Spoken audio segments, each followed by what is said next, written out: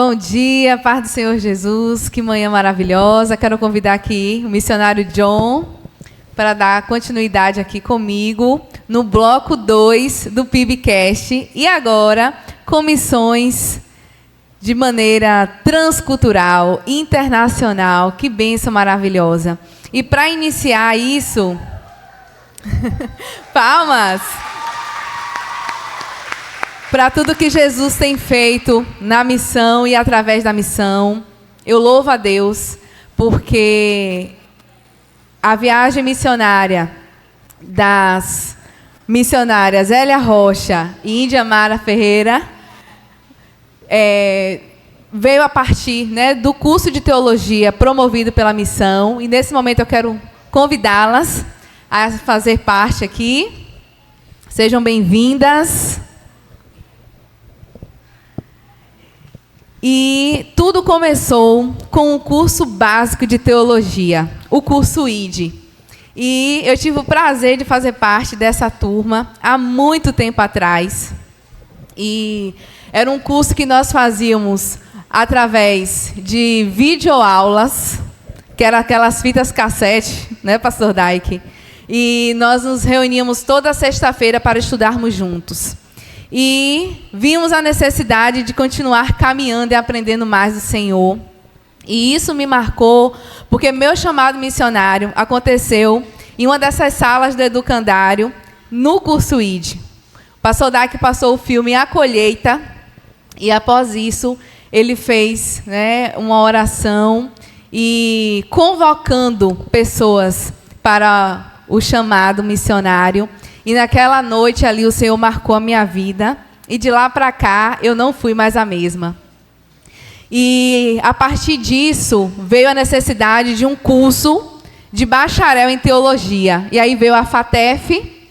E na sequência nós temos aqui o CFTBN.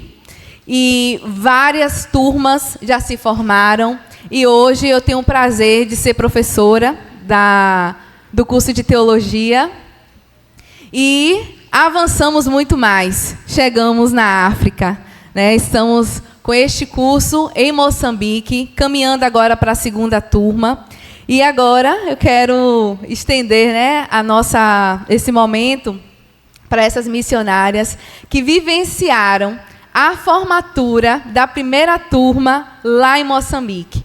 E aí eu quero perguntar, primeiramente aí a missionária Índia, como foi essa experiência de presenciar, E nós víamos ali nos vídeos a alegria que eles estavam em estar concluindo uma etapa tão importante da vida deles.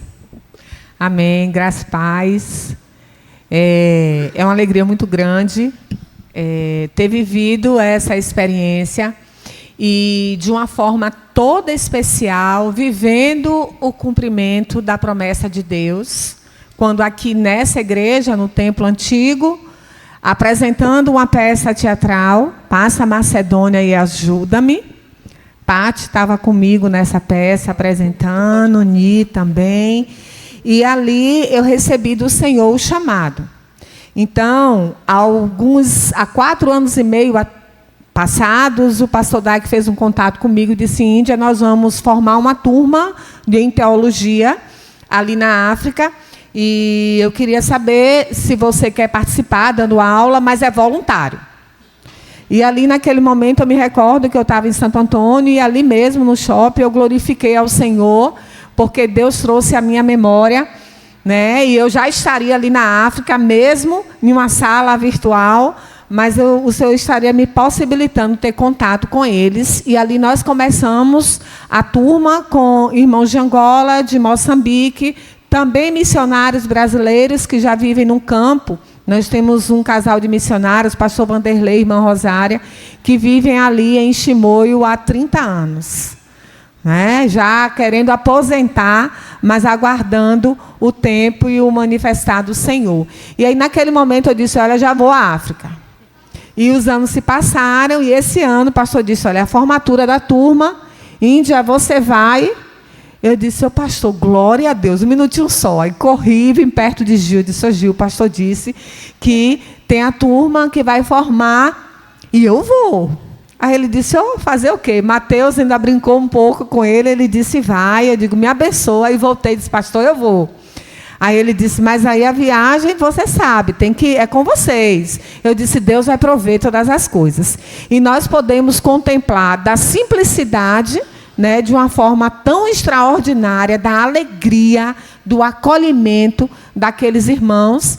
E os moçambicanos, né, os angolanos não puderam vir para a formatura, foram 11 alunos, em virtude de ser outro país, de custo, mas ali nós fomos contagiados pelos missionários brasileiros que ali estão, mas também, né, pelos moçambicanos, com muita alegria, com muita festa, e participar dessa formatura. E foi algo tão excelente que até a televisão moçambicana esteve presente. E virou notícias ali naquele país todo, né, a formatura deles e a Missão 7, e Laje, né, por meio da bandeira, né, irmã Hélia? Onde nós íamos, nós levávamos a bandeira de Laje, nós falávamos da primeira igreja batista. Então, foi uma experiência maravilhosa. Bem, Paz do Senhor, igreja. Essa pergunta eu quero destinar à irmã Hélia. Nós sabemos que, como nós vivemos em um país de nível continental, cada lugar que passamos dentro mesmo do Brasil é uma cultura, uma experiência diferente. Mas agora, como vocês se destinaram a outro país, teve a questão do fuso horário, outro tipo de cultura totalmente diferente, que mesmo que vocês estudassem, vissem um pouco, é diferente a vivência, a forma de lidar lá. E eu queria saber da senhora, quais foram as principais dificuldades que a senhora enfrentou na hora de se encaixar naquela cultura, naquela localidade? Bom, por mais que a gente já tinha estudado o curso de Missões Transculturais muitos anos atrás, porque nós estudamos para nós irmos para Moçambique mesmo. Quando a gente foi para Jami, o Centro de Missões Transculturais, foi aí que nós estávamos preparando e Deus falou, não, fique na Bahia. Depois nós entendemos que o chamado nosso era para fazer isso que nós temos feito, despertar vocação, despertar obreiros, treinar obreiros. É nesse sentido que Deus queria, né? Nós iríamos tocar nas nações, nós iríamos às nações. E eu pensava que era só através dos alunos, das pessoas que nós íamos formando, essas pessoas seriam vocacionadas, estariam trabalhando em outras culturas. Mas o amor pelas nações sempre foi vívido em nós, e a gente teve que se acostumar com essa ideia, né, de nós não pisarmos lá. Só que, quando veio o curso de teologia, nós estávamos lá na África, né? Nós já estávamos em alguns países, através dessas ministrações com os africanos. E aí, em relação ao choque, como eu estava falando, a gente estuda, mas aí vão passando os anos e a gente, vamos colocar, desacostuma, a gente esquece, porque é algo que você não está vivendo. Então, realmente foi um choque você se contextualizar, você se deparar com outra cultura, a maneira de comer, a comida, a falta de algumas coisas também que nós não encontramos lá. Mas essa questão, uma coisa que me chamou muita atenção foi a sujeira. Em vários lugares que a gente ia, eu vi muitas sujeiras, muita carência, muitas necessidades, e aquilo me tocou tão forte, a questão da pobreza, a extrema pobreza, de você saber que aquela cultura, a maioria era muito pobre. Então, chegou nos últimos dias, eu falei para a minha família, gente, eu não estou aguentando mais ver tanta miséria, tanta situação difícil nesse país. Para mim foi chocante isso, foi chocante. Mas, em contrapartida, eu pude ver a questão da alegria do povo. Assim, poxa vida, a gente tem tanto, quando eu os vi louvando a Deus de uma forma tão intensa, tão real, tão alegre, eles expressando, aquilo ali realmente me impactou. me impactou e de ver pessoas idosas dançando no louvor, o culto, né, assim, falando de outra situação, foi o culto, a duração do culto. Nós ficamos em culto de 4, 5 horas. Às vezes, quando passa 1h30, tem pessoas que apontam para o pastor, né? Isso é falta de educação, mas, enfim, acontece isso, a gente já viu acontecendo. E aí, mas lá eles estão horas e horas. Aí eu olhava para a Indiamara, via a Indiamara cansada, acho que ela pensou a mesma coisa quando olhou para mim. Nós estávamos cansados, porque a gente tomava café às 7 horas da manhã e só ia almoçar 4 horas da tarde, sem lanchar, sem nada, enfim. Então, o tempo foi prolongado. E a gente tinha que dançar também. Não é que tinha, mas a gente se sentiu impactado também a dançar junto com o povo. Estava lá dançando, louvando as pessoas idosas, sacudindo a poeira e dançando, louvando a Deus. E a gente nova ainda, né? E a gente sem dançar, sem se expressar direito. Então, aquilo ali me causou um choque. Não foi choque, mas foi um choque para me confrontar. A gente tem vida, tem saúde, tem tudo, e a gente, como é que a gente está expressando nosso culto? Às vezes é tão mecânico que o pessoal do louvor, tem que tirar uma mão levantada, saia do banco, levanta do banco, e daqui a pouco as pessoas continuam sentadas. É muito triste isso. Isso para mim marcou lá em Moçambique. E aí teve a questão da comida, a comida deles nós experimentamos também, que é uma comida que é feita com arroz. Eles não têm muito o que comer. Se você for olhar, é uma comida extraída do arroz, é um pó, eles fazem tipo um pirão, com milho branco. Aliás, o milho branco. E aí aquele peixe assado, lá eles fazem uma fogueirinha lá e assam. Isso eu presenciei na escola. Eles fazem lá na escola, ali na área de merenda. Tinha realmente a cozinha, a cantina, mas eles acenderam um foguinho lá no fundo para poder assar e fazer a comida deles. Então, Teve algum alimento que vocês tiveram um pouco mais de dificuldade para poder ingerir ou foi tranquilo? Não, para mim foi tranquilo. Agora, assim, o que me chocou diante dos presentes, eu não sei se estaria dentro das perguntas, mas acho que pode falar agora, sobre os presentes, que onde a gente ia, a gente recebia presentes. E um dos presentes é a capulana que a gente recebe, né? Como essa que eu estou vestida e tal, e de Amara. Cada lugar que a gente ia, recebia uma capulana. E aí, saber que essas capulanas, elas fazem parte da vida do moçambicano. Mas sobre o alimento, o que mais me causou, como se diz, talvez até eu iria desmaiar. Quando um pastor, depois que deu a gente presentes lá dentro, aí ele deram mandioca, galinha, e eu tenho que pegar na galinha. Eu nunca peguei numa galinha, eu nunca matei uma galinha. E eles ficaram, eu percebi que eles começaram a ficar tristes quando eu não pegava na galinha. E aí eu olhava para o pastor, aí ele falava assim, que é de lá, ele falava assim, balançava para eu pegar na galinha.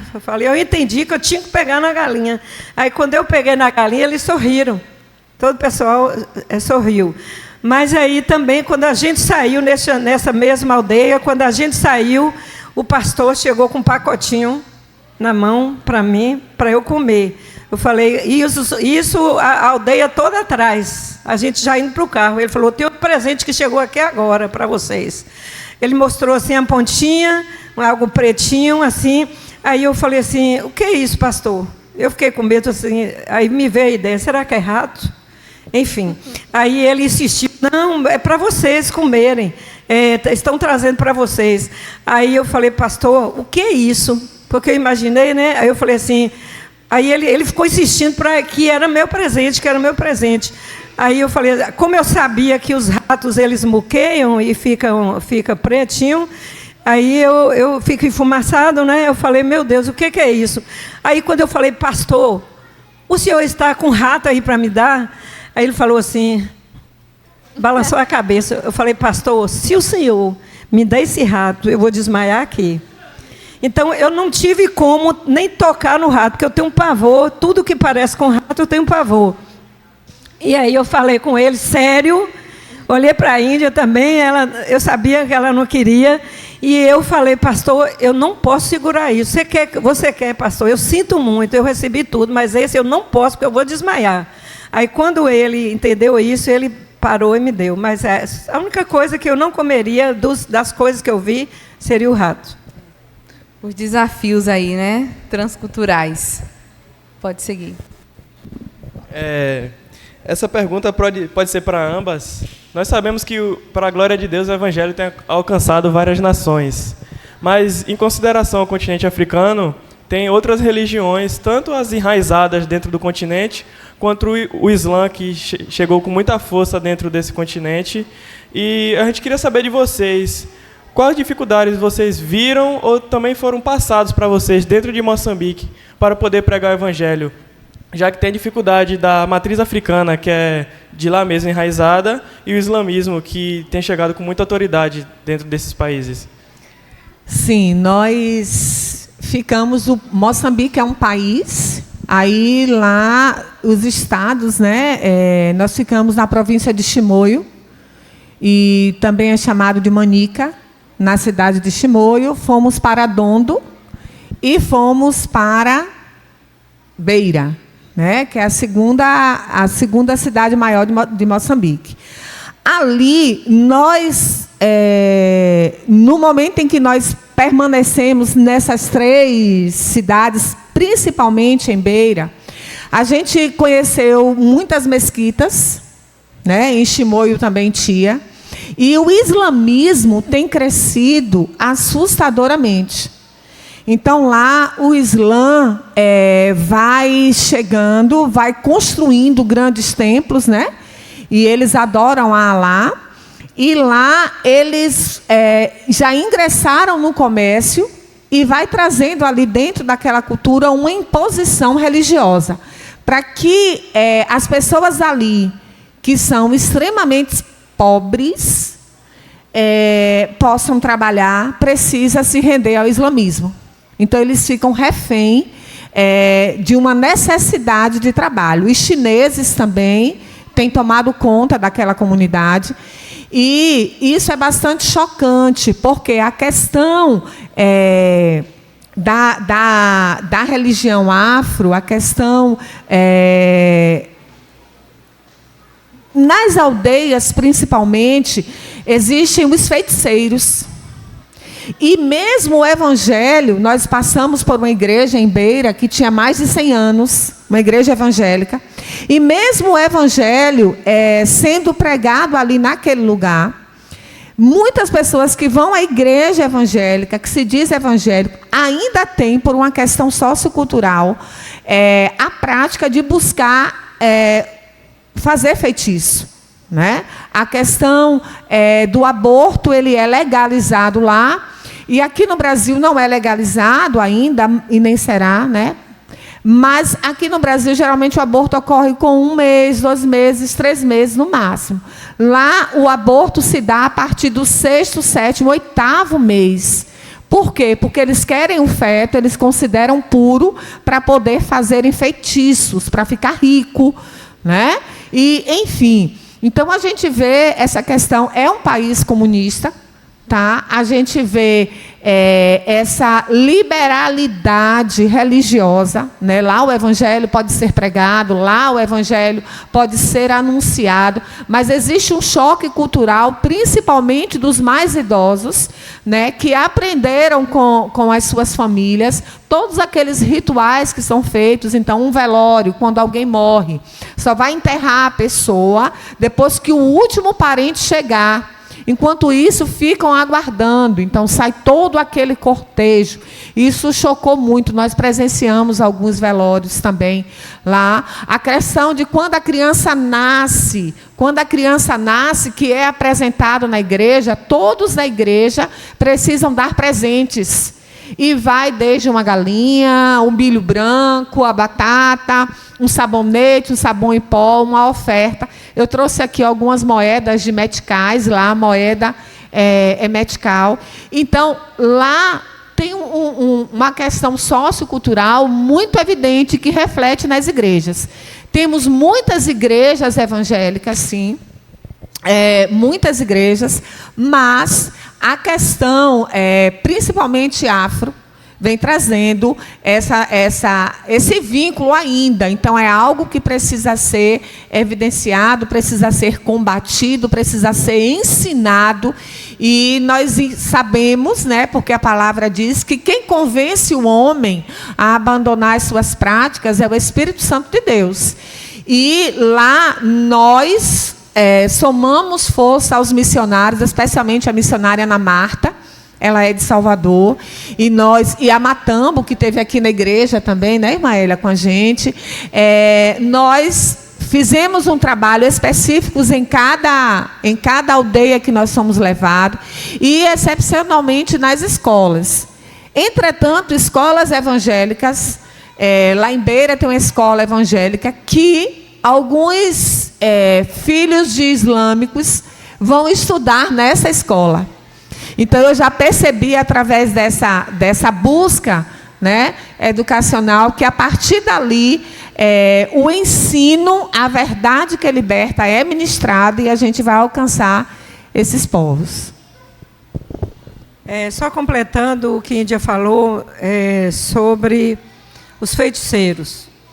As pessoas que se convertem ao Evangelho, ela é passada por um processo longo até ela desmistificar isso e está tirando essas coisas da cultura, que a gente sabe que tem pontos de todas as culturas, de todos os países, são maléficos, são influências do inimigo. E aí há uma luta das pessoas que se convertem para desmistificar isso. E uma das práticas dos feiticeiros é que eles perseguem os albinos. Por quê? Os albinos... A ordem dos feiticeiros se você matar um albino, você se torna rico. Então, quem tem filho albino lá, tem algumas aldeias lá de albinos, eles se escondem. É tanto que o pastor Matambo, ele tem uma filha, ele acha que a filha é albina, que ela, por ser bem branca e tal, eles têm maior preocupação, maior cuidado com ela, por ela ser albina. Então, isso é notório lá. Outra coisa também em relação aos muçulmanos, né? Que eles estão espalhados em todos os lugares, mas a gente precisa ter missionários para alcançar os muçulmanos. A gente precisa disso. Voltando à questão do ponto dentro da cultura, quando os bebês são consagrados, acho que vocês viram no vídeo a consagração prolongada e tal, mas porque quando a pessoa tinha um bebê, ela consagrava aquele bebê no ritual do feiticeiro, da feitiçaria. Então, era um ritual também prolongado e tal. Então, depois que se convertem, eles querem também consagrar, fazer com toda alegria para Deus a consagração daquele bebê. Aí vão trazendo oferta, vão trazendo tal, aí se vê que está pouco, eles falam, não, quem dá mais, está muito pouco para esse bebê e tal. E aí, quando eu fui dar oferta, já dei de vez, disse, meu Deus, se eu soubesse, tinha trazido os medicais divididos, né, para poder dar, para estar toda hora ir lá. Enfim, é uma alegria deles, é um prazer que eles têm de cultuar a Deus por aquele bebê. Então, é por aí.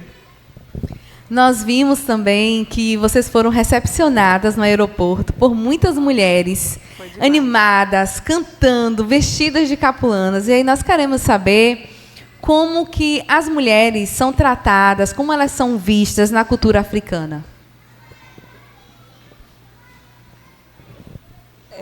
As mulheres... Eu sei que o tempo da gente foi pouco lá, né, para a gente observar várias coisas...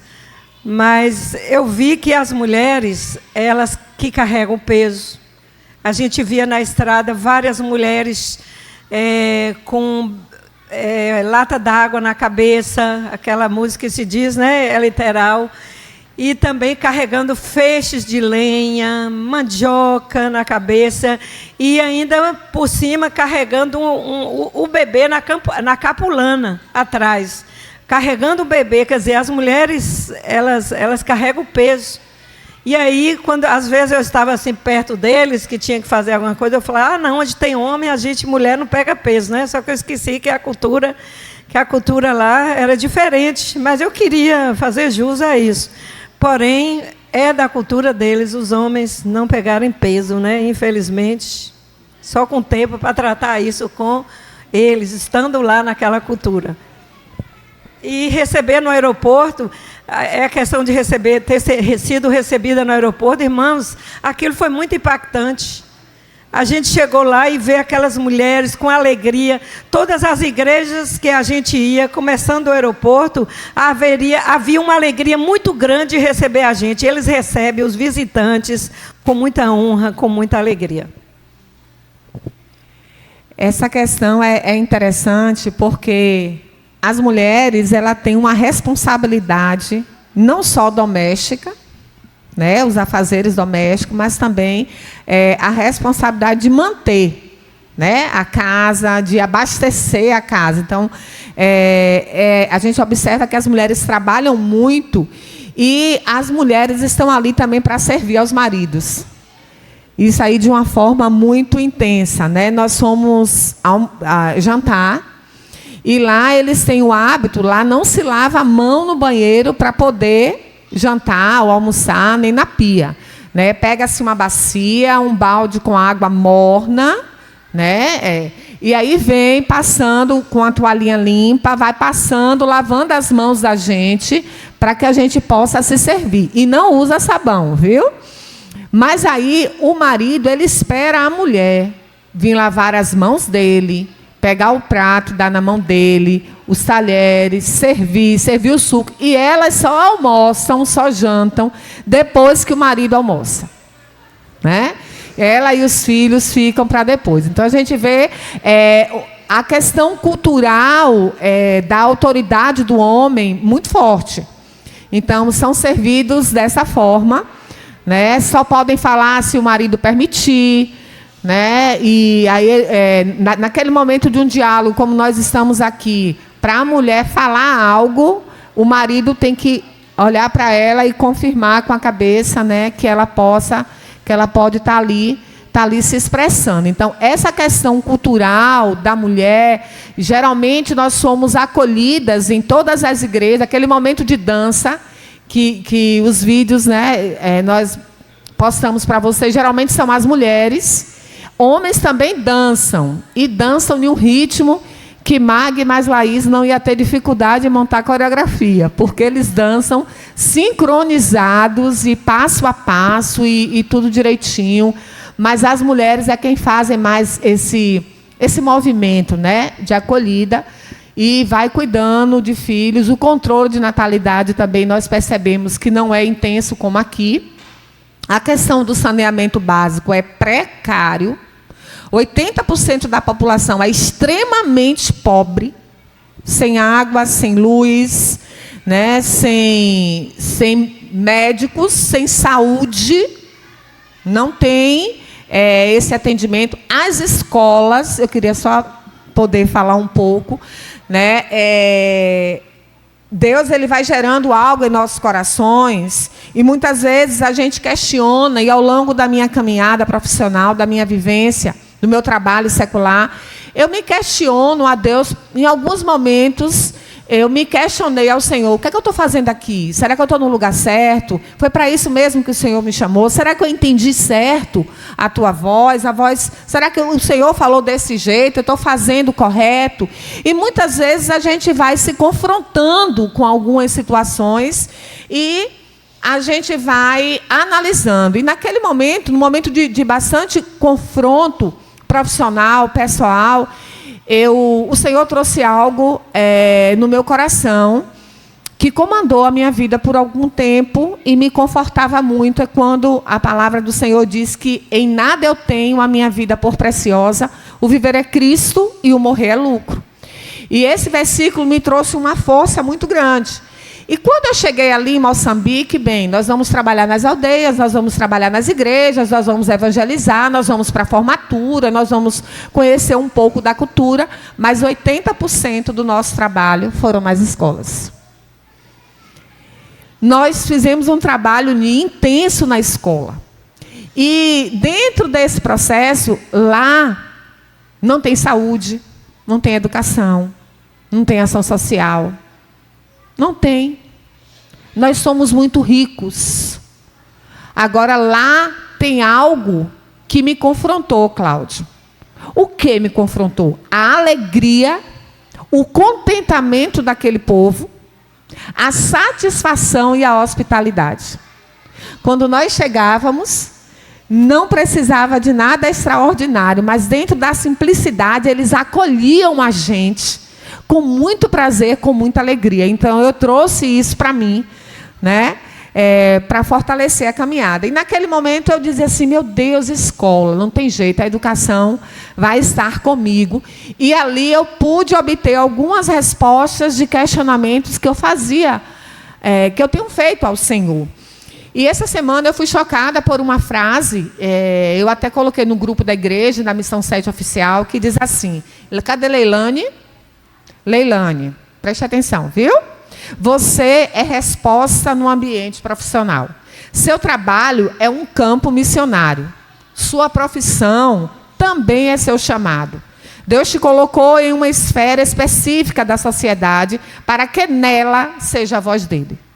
Então, onde o Senhor nos colocar, por meio da nossa profissão, é para que a gente seja um canal de bênção, porque tem pessoas ali que serão alcançadas por mim e por você. E ali eu fui muito impactado, porque quando a gente chegava numa sala de aula com 120 alunos, 90 alunos, aquelas carteiras que os professores mais antigos, tia Aninha, tia Dite, devem lembrar, irmã Lúcia, sentavam 3, 4.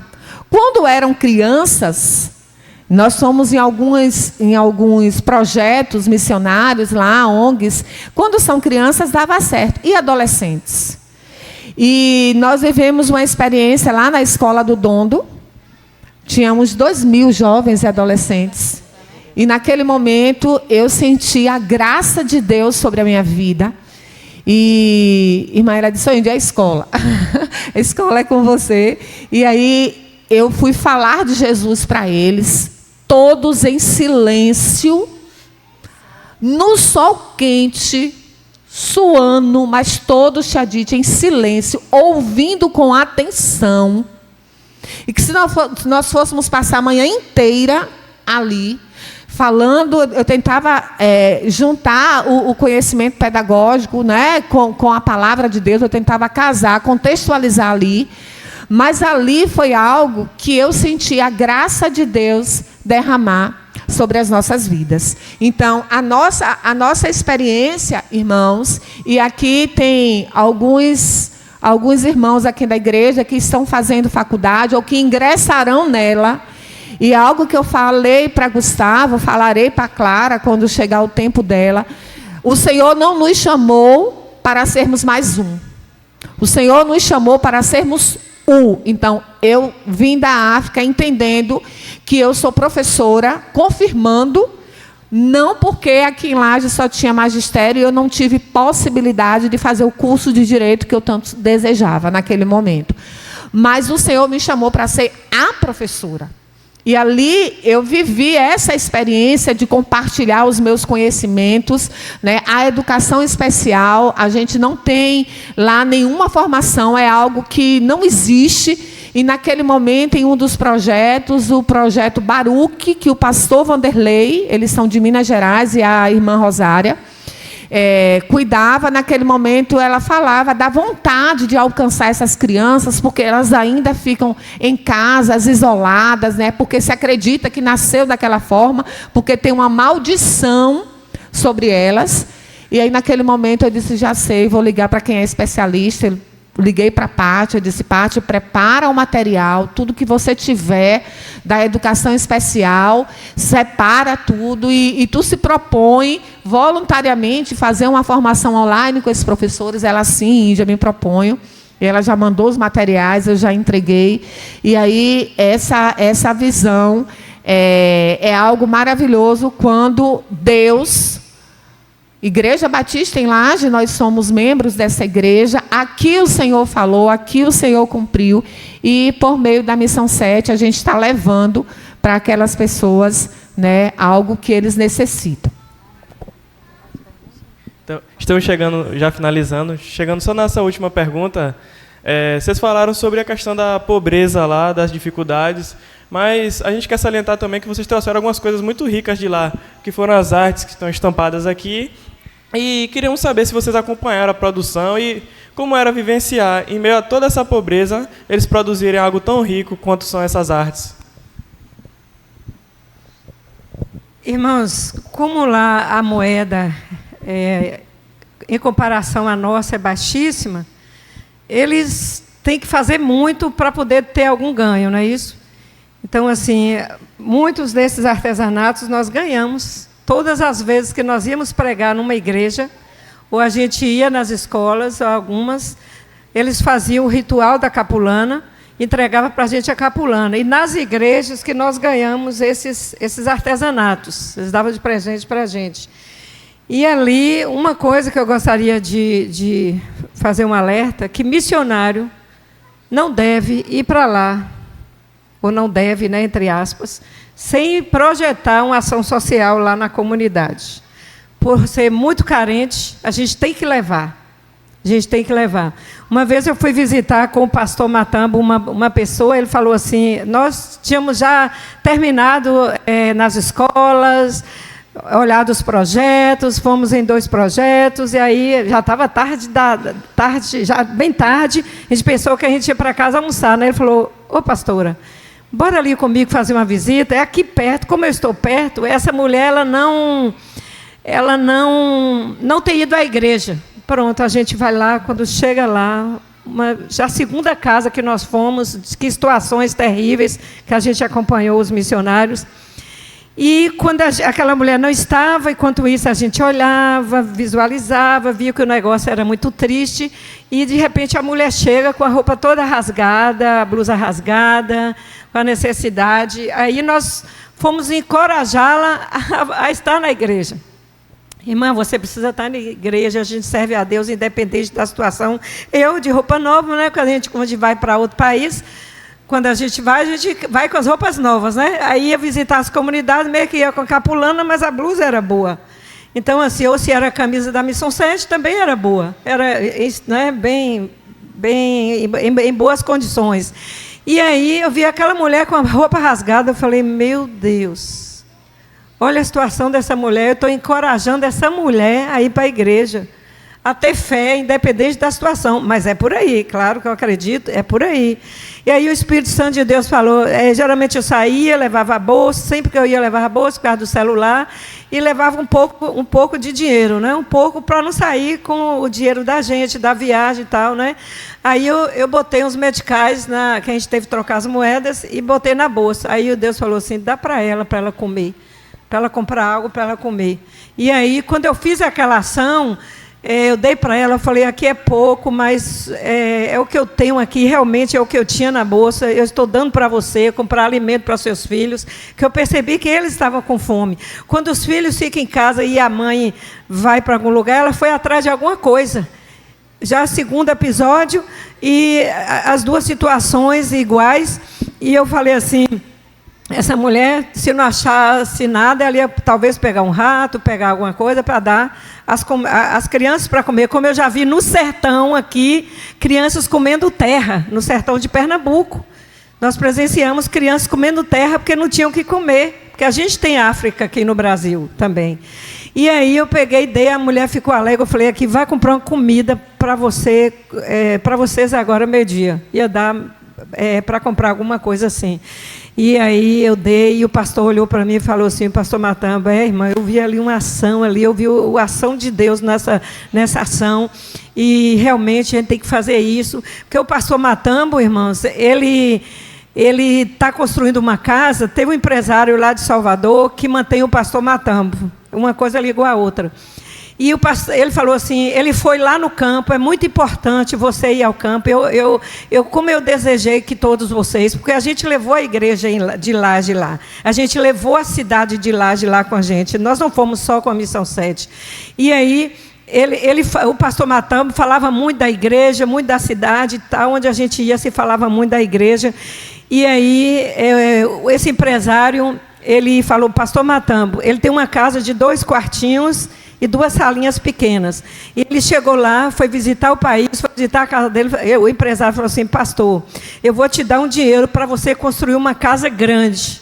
Mas essa casa é para você receber os missionários, é para você, porque aí você vai ter condições também de receber os missionários. Sabe quantos anos tem que ele está construindo? 12 anos. Por que tem 12 anos? Já tem, eu presenciei a missionária Ana Marta falando: ó, pastor, está vendo? Se você não tivesse pegado o dinheiro e dado para as pessoas, você já tinha construído sua casa, já poderia receber as missionárias na sua casa. Só que quando eu estava lá com essa mulher que eu contei, o testemunho, eu entendi o pastor Matambo. Ele não ia construir uma mansão, vamos botar assim, uma casa boa, sendo que ele vai fazer uma visita e... Porque nós já fomos questionados aqui, viu, irmãos? No início, pessoas falavam assim: poxa, Daik, por que você tem esse carro velho? Por que você não tem uma Hilux? Você deveria ter uma Hilux. E Daik falava: poxa, o pessoal aqui de Laje, muita gente não tem, eu vou comprar uma Hilux para mim e tal. E a gente também não tinha condição de comprar uma Hilux. E aí... aconteceu isso, né? E o pastor Matambo, ele pega o dinheiro que ele recebe e bota para ajudar as pessoas também. Ele não terminou de construir a casa por causa disso. E esse empresário fica: pastor Matambo, estou mandando dinheiro. Aí o pastor Matambo: eu tenho que ajudar essas pessoas. Ele falou assim: mas você tem que construir essa casa. Então, assim, ele presenciou aquela ação ali, algo que ele já faz. E ele falou: irmã, Deus me fez clarear que o que eu estou fazendo, eu tenho que continuar fazendo. Tem que ter ação social na África. Então, quando o missionário vier aqui, lembre-se disso, que eles dividem também. Pelo menos é o que se espera que todos façam. Porque a missionária Ana Marta, ela foi chamada também para visitar uma mulher, porque a mulher estava com muitos filhos. Essa mulher foi abandonada pelo marido e deixou ela com 4 filhos. E quando a gente chegou lá para ver, só tinham os 3, todos sujos, morando numa casinha emprestada de barro, o chão de barro, e à noite botavam a lona. Aí, de repente, essa mulher, quando foi chamar, a gente ficou conversando com as crianças. E aí a missionária Ana Marta falou, levou uma cesta básica e falou: a gente vai levar essas crianças para a escola, porque o objetivo deles maior de levar as crianças para a escola é para comer. Porque estavam com fome. E aí essa mulher, aí foram chamar essa mulher, ela chega com um bebê, com a capulana amarrado, um bebê aqui, quer dizer, 3 filhos de 4, 5 anos, talvez 6 anos, e esse bebê no colo. E a missionária Ana Marta falou assim: se eu for mexer nessa casa, botar porta, que não tinha porta, lá extremamente perigoso, se eu for botar a porta, a tia dela, que emprestou a casa, vai ver que está tendo melhoria na casa e vai tomar a casa dela. Eu não posso fazer, eu tenho que comprar um terreninho e construir uma casinha para essa mulher. Porque não adianta eu fazer melhorias aqui. Então, é muito, muito triste a situação.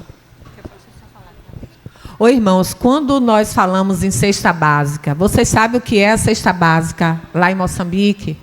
Aqui tem arroz, tem feijão, tem açúcar, tem biscoito, tem café, tem leite. A cesta básica de lá é um pacote de 5 quilos de farinha de milho branco, para fazer a chima, que é tipo um escaldado, 1 quilo de sal, 1 quilo de açúcar, 2 litros de óleo e 1 barra de sabão. Essa é a cesta básica de lá. Né?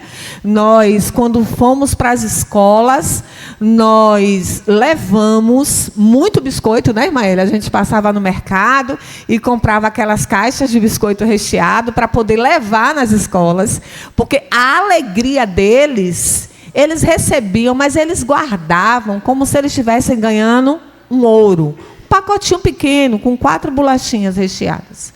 Né? E a gente dava também pirulitos para eles, e de uma forma de socializar, de interagir. Então, essa questão do trabalho social é algo muito sério.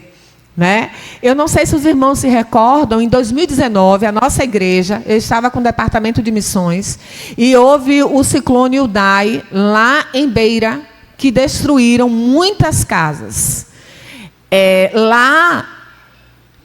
Ultimamente, de 19 para cá, anualmente tem tido muitos ciclones, porque é uma cidade praiana. Então, as casas todas têm pedras de concreto no teto, porque quando o vento vem, para não estar derrubando. Mas nós arrecadamos naquele momento R$ 1.417. Foi o valor que a nossa igreja encaminhou para a missionária Lícia Rosali Santana, que a nossa igreja apoia, né, e ajuda financeiramente. E nós mandamos para lá. E naquele momento, quando ela me deu um retorno, ela disse, nós construímos 5 casas. Eu disse, mas, meu Deus, R$ 1.400, 5 casas? Como são essas casas? Né? Então, não são casas, irmãos. Não são casas. Nos livros escolares, onde mostra a cultura indígena, aquelas ocas, é semelhante a isso. Aquela oca com o telhado de palha. Quem tem uma condição melhor, coloca ceternite, que é o amianto. Né?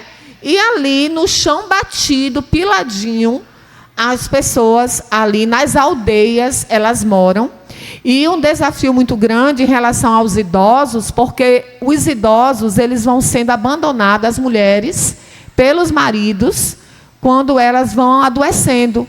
Nós fomos mesmo ver uma mulher, e lá comer se chama mata-bichô. E aí, quando nós chegamos, ela cega dos 2 olhos, deitado em uma esteirazinha à beira da casa, e o filho do lado. E aquela mulher, a missionária Ana Marta perguntou, você mata bichô? Hoje, não. Ontem, também não. Então, ela estava com fome, com água. A água não é encanada, não é uma água tratada, é aquela água amarelada. Né? Lá nós não temos dengue, mas a incidência de malária é muito grande. Então, os irmãos que estão no campo, a nossa igreja já ora por missionários e por missões, mas os irmãos que estão no campo, nós precisamos interceder por eles. Né? E pedir ao Senhor que mova os nossos corações. E nós, enquanto igreja, precisamos também agradecer a Deus por tudo. Nós temos um privilégio de sentarmos à nossa mesa e dizer, hoje eu vou comer frango. Eu comi frango ontem, amanhã eu vou comer carne. E depois eu vou comer a carne de porco. Lá não tem isso. Né? A chima e aquele peixe salgado, basicamente, quando tem, e assim, aqui nós fazemos 3 refeições e os lanches. Lá é uma refeição no dia. A maioria daquelas pessoas. Mas, assim, a gente ouve nos jornais que existem muitas ofertas que são enviadas para lá, pelos países da Europa, pelos Estados Unidos, sim, pela Ásia, né, pela Austrália. Nós temos, sim, mas quando vão direto para o governo não dá ao pobre. O governo chama os comerciantes e os obriga a vender. A pegar aquilo que foi doado, a vender e dar o dinheiro ao governo. E muitos deles, eles chamam, o nosso bazar aqui, eles chamam de feira de calamidade. Né? Então, tem todo esse contexto que a gente vivenciou, né? E que nós precisamos agradecer a Deus por tudo que Ele é, por tudo que Ele tem feito. Amém, glória a Deus. Estamos aqui finalizando o nosso segundo PIBcast, o nosso segundo bloco. E nós percebemos aqui, desde o nível 1, nível 3, nível 4, o viver na essência do versículo, ide por todo o mundo e pregai o evangelho a toda criatura. E como é maravilhoso percebermos o quanto estamos avançando, fazendo missões, alcançando diferentes povos, e que o despertar missionário esteja cada vez mais forte em você, que a chama missionária possa, né, estar aí incendiando outras pessoas através de você, através de nós, da Missão 7, e que você possa cada vez mais ir, você possa orar e que você possa também contribuir com missões. Que Deus possa abençoar, né, cada um. E a gente vai estar aqui finalizando com a palavra final das missionárias. Irmãos, sempre experimentei a vida de fé, sabe? Mas quando o Daik falou assim, vocês vão vocês vão ter que levantar o recurso em menos de 2 meses. Falei, Daik, e agora? A gente não tem esse dinheiro. Parece que ele estava com mais fé do que eu. Aí ele falou, Hélia, Deus vai fazer a provisão. E, irmãos, eu confiei no Senhor. Eu me apoiei, talvez, né? Vamos às vezes falar, meu Deus, será que eu estou apoiando na fé de Daik? Vamos lá, então. Mas eu passei a crer que Deus ia fazer a provisão e realmente o Senhor não deixou faltar nada. E uma coisa que me chamou a atenção nesses dias foi que eu pude sentir um pouquinho do que os missionários passam. Nesse impasse de levantar mantenedores, de levantar ofertas para eles irem às nações. E eu quero fazer um apelo para o seu coração. Seja sensível à voz de Deus. Deixa Deus usar a sua vida. Porque eu tenho visto muitos empresários, talvez muitos, seja muito forte, mas eu tenho visto o histórico de empresários ser mudado por causa do investimento em missões. Porque eles entenderam que quanto mais eles investem em missões, mais o Senhor prospera a vida deles. Conheço empresas que sustentam missionários, paga plano de saúde para missionários, investe em projetos missionários na África, ou se for aqui, não é, como a gente tem realidades tristes aqui no Brasil, mas tem pessoas que investem, e essas pessoas, elas mudam de vida. Deus muda o histórico da empresa, Deus muda o histórico da família, porque elas entenderam que quanto mais elas investem em missões, o Senhor abençoa. Mas você fala, por que isso? Porque assim, quem dá, bem-aventurado é dado, mais bem-aventurado é dado que aquele que recebe. Todas as vezes que nós estendemos as nossas mãos, o Senhor ele vai e enche a outra. Então, assim, há um entendimento disso, né? Nós plantamos e nós colhemos, e Deus assim tem feito na vida das pessoas que têm entendido. Tem gente que fala assim, eu tenho vergonha de dar R$100, como algumas pessoas deram para a gente R$100. Eu falei, o quê, irmãos? Não tenho vergonha, não. Você não sabe o quanto Deus vai multiplicar esse dinheiro. E aí um vai contando com o outro vai, e assim foi multiplicando. E eu tenho que agradecer a Deus pela vida das pessoas que doaram. Então, quando você ouvir um apelo, se você é empresário, eu vou fazer esse desafio para você. Investe na obra de missões. Você vai ver a situação mudar. Porque assim, o nosso coração não é para estar nas coisas. Às vezes nós queremos ganhar dinheiro, nós queremos ter uma vida próspera, tantas coisas, e Deus vai dando riquezas, Deus vai dando coisas para nós, e nós vamos nos inchando. E aí? Será que Deus não me deu também para eu ser capaz de abençoar as pessoas? Fica aí um apelo. Quando você ouvir um apelo de alguém, de doação, de um missionário, eu sei também que você tem que saber com quem você está dando. Porque eu vejo casos de, pessoas lá da África, elas postam vídeos pedindo dinheiro, quando você vai, eu gosto de procurar saber, fulano, você conhece esse? Ele fala, não, esse é um mau caráter, está fazendo coisas erradas para pedir dinheiro e tal, porque eles fingem estar numa comunidade pobre e para pedir dinheiro. Como eu cheguei lá um dia, a gente foi visitar uma daquelas pessoas que estava com problema, chegou um, me abordou, e aí, essa missão não pode me ajudar? Tal, e mostrou lá uma foto. Aí a Ana Marta falou, isso é mentira. Quer dizer, tem uma necessidade junto dele, uma necessidade aberrante, e ele não socorreu?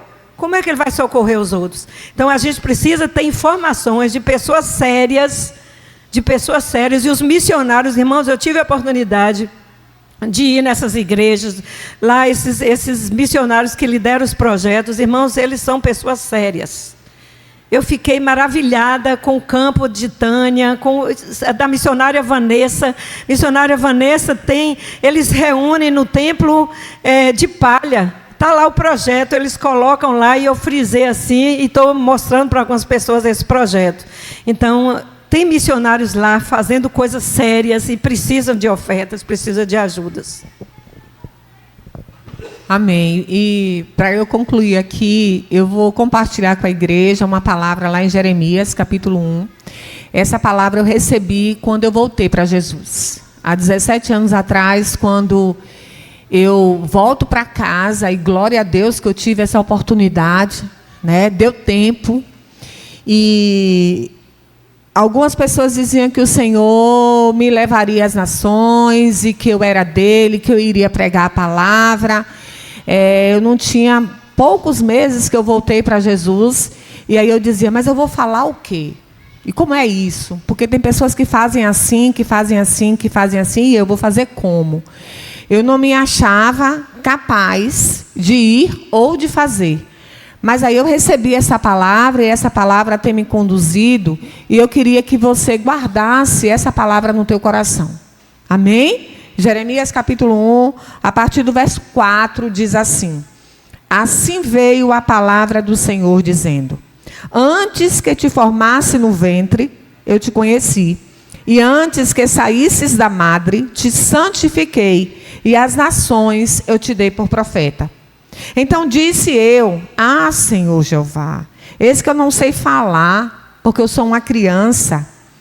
Mas o Senhor me disse: não digas eu sou uma criança, porque onde quer que te enviar irás, e tudo quando te mandar dirás. Não temas diante deles, porque eu sou contigo para te livrar, diz o Senhor.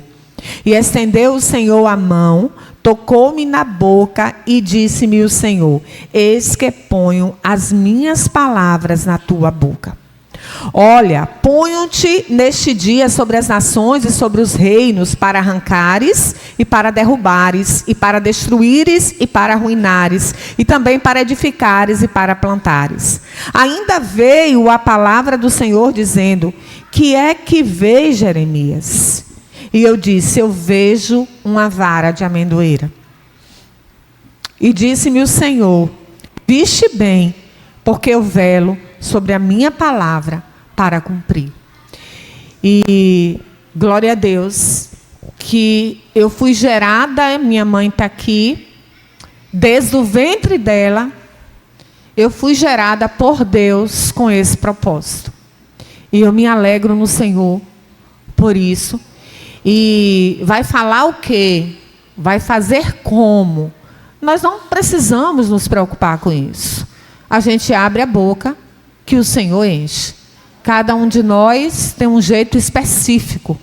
A gente não precisa se moldar ao jeito de falar, de agir de ninguém. Mas a convicção que eu tenho no meu coração é que o Senhor, desde o ventre da minha mãe, me separou, me escolheu.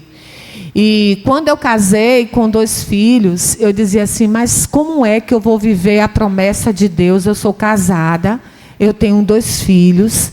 Primeiro é Deus, depois é família, depois é igreja. E como é que vai ser para mim? Eu não tenho condição de ir para Curitiba, ir para outro lugar para fazer uma agência missionária, para poder ir às nações, me preparar. E aí, aprove ao Senhor. Irmãos, é um privilégio a nossa igreja, a nossa cidade, ter uma agência missionária acessível a todos, porque nós não temos fins lucrativos. Os fins da nossa missão é compartilhar, é auxiliar as igrejas no cumprimento da missão, é semear, edificar, treinar, é enviar. E a nossa igreja é um celeiro. Amém? Eu queria pedir só permissão a vocês, é porque a gente se empolga, né? Mas eu queria chamar todos os missionários da Escola de Missões, venham todos aqui à frente. Independente do nível 1, nível 2, nível 3, nível 4, independente do ano que você fez, eu queria convidar você, porque a nossa igreja, irmãos, ela é um celeiro. A primeira igreja batista em Laje é um celeiro. A minha geração já é uma geração madura, né? Eu já estou chegando nos 50, então já é uma geração madura. E desde a primeira escola de missões, com 18 anos, cadê a irmã Terezinha? Está aqui? Ali na Biribeira, a irmã Terezinha nos acolheu, só tínhamos 18 alunos. Lembra, Mira? Lembra, Kátia, John? Desde a primeira escola de missões, ali o Senhor ministrou no meu coração que Ele estaria levantando uma geração disponível Uma geração que não tem a sua vida por preciosa. Uma geração que se coloca diante do Senhor e entendeu que o melhor dessa terra é servir a Deus. Nós nascemos com um propósito. Nós somos chamados com um propósito. Deus estabeleceu aqui nessa cidade a missão 7, por meio do pastor Daik e irmã Hélia. Deus estabeleceu aqui um privilégio muito grande para nós. Hoje, Laje, o nosso município, é conhecido ali por onde nós passamos. E aqui estão, irmãos, essa geração. Uma geração disponível. Uma geração que nos ensina. Uma geração que se entrega. Uma geração que entendeu que o inferno precisa ser saqueado. Uma geração que entendeu que o Deus desse século cegou o entendimento das pessoas. Uma geração que entendeu que precisa ser canal de bênção, precisa ser um instrumento de Deus para anunciar o amor de Jesus àquelas pessoas, em qualquer lugar, que não tem vergonha do Evangelho. Uma geração que não coloca condições para servir. Eles servem com muita espontaneidade. Uma geração que se entrega. E eu queria pedir à igreja que fique de pé. A minha geração é uma geração que recebeu o chamado de Cristo. Essa igreja é uma igreja missionária. E nós precisamos dar as mãos. Nós precisamos nos unir. Nós precisamos nos entregar. Irmãos, Laje precisa ser alcançada por Jesus. O número de pessoas que se dizem evangélicos, desigrejados na nossa cidade, tem sido grande. Pessoas que não vêm à igreja. O número de pessoas que se dizem evangélicos, que não têm uma identidade, que não tem um pastor. Nós precisamos estar debaixo da bênção do nosso pastor. Nós fomos, eu e irmã Hélia, aquela nação. Nós fomos debaixo da bênção do nosso pastor. Nós somos também debaixo da bênção do nosso marido. Nós precisamos nos posicionar, igreja. Eu queria pedir aos meninos, cadê Bita, que a gente cantasse aquele hino da Escola 4. As meninas sabem, né? Núbia, cadê Núbia? A coreógrafa. Mas é isso aqui. Esse é o resultado do trabalho. Hoje, quando nós chamamos para fazer um café missionário, mas a gente fez um café tem pouco tempo. Será que vai dar certo? Eu disse, vai dar certo. Porque a igreja precisa viver em comunhão. E nós precisamos, irmãos, lá fora, ganhar almas para Jesus. Eu levei 17 anos desviada do Evangelho. Glória a Deus que eu estou aqui. Mas muitos da minha geração estão aí fora. Porque a igreja, ela precisa ser uma planície, um lugar de fácil acesso, e não uma montanha. O Senhor não precisa de nós. Ele conta conosco. E dentro de cada profissão, aqui, nós somos sal e luz dessa terra. E como sal e luz, o Senhor nos chamou para fazermos a diferença. Andarmos na contramão do mundo. Se necessário for, use as palavras. Se não, viva o Evangelho genuíno de Cristo. Para que as pessoas possam olhar para nós e ver Jesus. As pessoas que estão aí fora querem ver Jesus. As pessoas que estão aí fora querem olhar para nós e ver a diferença. Não podemos viver da mesma forma. Não podemos viver da mesma forma. Aleluias. É tempo, irmãos, de nos posicionarmos. Eu sei que Deus tem um chamado específico para cada um de nós. Eu queria que você fechasse os seus olhos nessa hora. Queria que você se colocasse diante do Senhor. E você vai dizer assim, Deus, eu estou aqui. Eu estou aqui. Eu ouvi esses testemunhos. Eu ouvi os relatos. Eu estou aqui. É tempo, o tempo é hoje, o momento é agora da gente se posicionar diante do Senhor.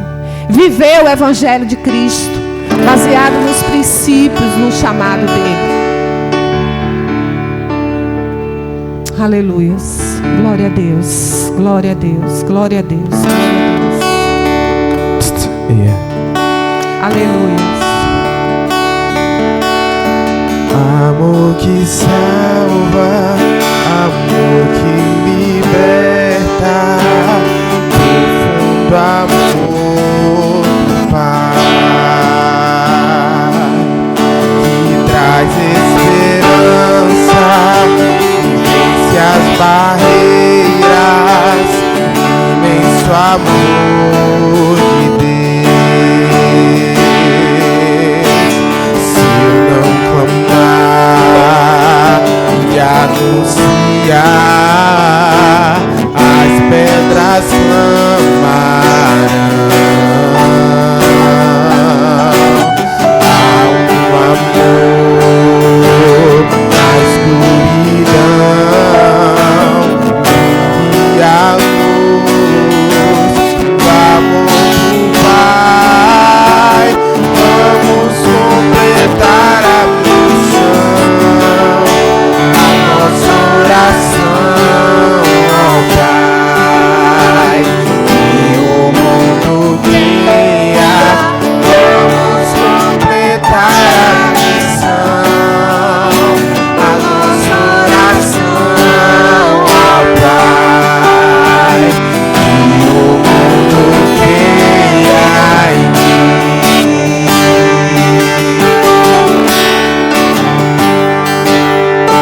Se eu não clamar e anunciar,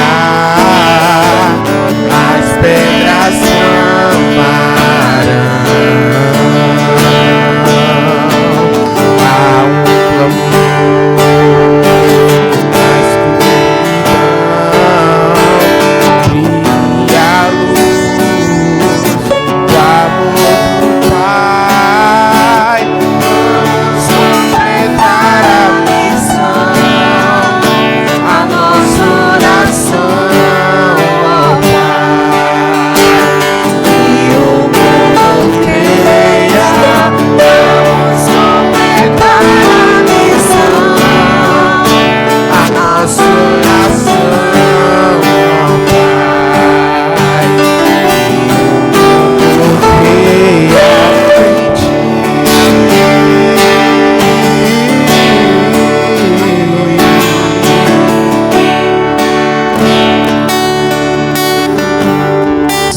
Amém, aleluia. Vamos aplaudir o Senhor.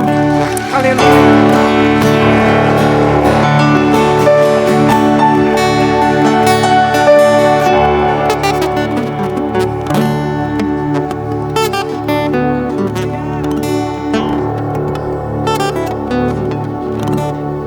Nós agradecemos a todos que estavam presentes, o pessoal das escolas que vieram aqui, o pessoal que participou também. Agora, oficialmente, estamos encerrando nosso PIBcast, antes de passarmos para o pastor para fazer as considerações finais.